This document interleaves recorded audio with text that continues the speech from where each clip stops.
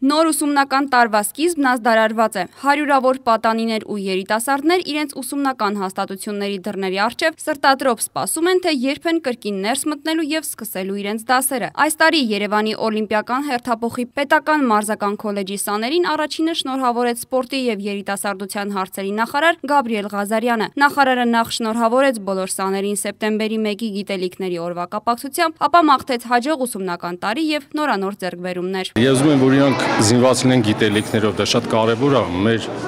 հայ ազգի պետականության համար։ Իմ կարծիքով մեր սերունդը, այո, տարեց տարի մենք զգում ենք այդ ընթացքը եւ ավելի գաղափարապես հարուստ է։ Սեպտեմբեր 1-յան առաջին զանգն առավել հուզումնալից է այն փոքրերի համար, ովքեր նոր են մտնում դպրոցի պատերից ներս։ Նրանք խոստանում են, որ լավ են սովորելու եւ դառնալու են իրենց երկրի արժանի զավակը։ Պակաս հուզմունք չեն զգում նաեւ նրանք, որոնց արդեն հարազատ է դպրոցի պատերը։ Շնորհավորում եմ բոլոր աշակերտներին, մաղթում եմ, որ բոլորը լավ սովորեն։ Շնորհավորում եմ ամենակարևորը սեպտեմբերի 1-ը, գիտելիքների տոնը,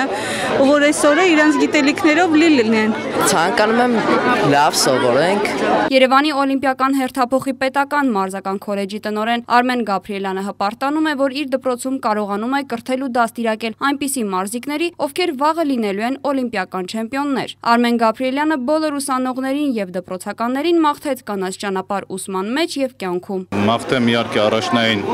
ուսման մեջ հաջողություններ, իսկ քանի որ գիտեք, մեր Օլիմպիական հերթափոխի պետական մարզական քոլեջը սպորտային թեքումով է, մեր երեխաներին նաեւ